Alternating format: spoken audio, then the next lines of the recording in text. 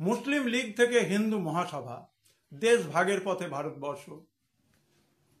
উচ্চ মাধ্যমিক শিক্ষা সংসদের চতুর্থ সেমিস্টারের দ্বিতীয় অধ্যায়ের ইতিহাসের উপরে একটি উপস্থাপনা, তা হলো স্বরাজ্য দল বিষয়ে আলোচনা।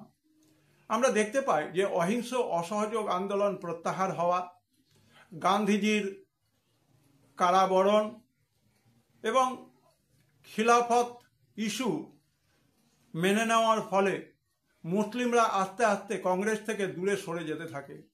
এরকম অবস্থায় ভারতবর্ষে যে রাজনৈতিক ক্ষেত্রে শূন্যতা তৈরি হয়েছিল, সেই শূন্যতাকে পূরণ করবার জন্য এগিয়ে আসেন জওহরলাল নেহেরু, পিতা মতিলাল নেহেরু এবং আমাদের চিত্তরঞ্জন দাস, দেশবন্ধু চিত্তরঞ্জন দাস।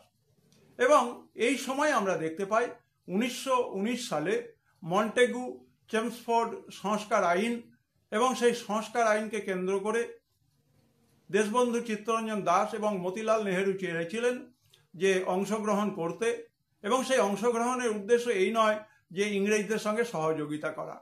প্রাদেশিক আইনসভা, কেন্দ্রীয় আইনসভাতে বেশি বেশি করে সদস্য পাঠিয়ে ইংরেজদের বিরোধিতা করা এবং বয়কটের মাধ্যমে ইংরেজদের শাসনযন্ত্রকে বিকল করে দেওয়া।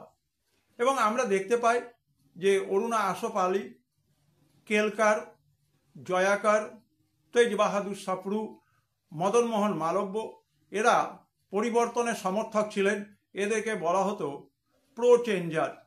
অন্যদিকে রাজেন্দ্র প্রসাদ, বল্লভভাই প্যাটেল, চক্রবর্তী রাজা গোপালাচারী, এরা গান্ধীবাদী রাজনীতিকে অনুসরণ করার পক্ষপাতী ছিলেন, গান্ধী মত অনুযায়ী চলতে অভ্যস্ত ছিলেন এবং তারা নো চেঞ্জার নামে চিহ্নিত হন। 1922 সালে গয়া অধিবেশনে চিত্তরঞ্জন দাস তার যে প্রস্তাবগুলো পেশ করেছিলেন, সেগুলি কিন্তু ভোটাভুটিতে খারিজ হয়ে যায় এবং মানসিকভাবে আঘাত পেয়ে চিত্তরঞ্জন দাস 1923 সালে স্বরাজ কংগ্রেস খিলাফত দল বা সংক্ষেপে স্বরাজ্য দল গঠন করেন। সংক্ষেপে তোমাদেরকে স্বরাজ্য দল গঠনের ঐতিহাসিক পটভূমিকা, স্বরাজ্য দলের ভাগ, সেই বিষয়ে এই উপস্থাপনাতে ধারণা দেওয়া হলো। অবশ্যই তোমাদের তথ্য সম্বলিত এই ভিডিওটি ভালো লাগবে।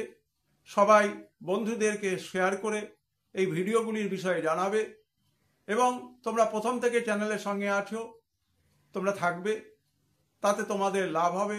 সবাই ভালো থাকবে, সুস্থ থাকবে।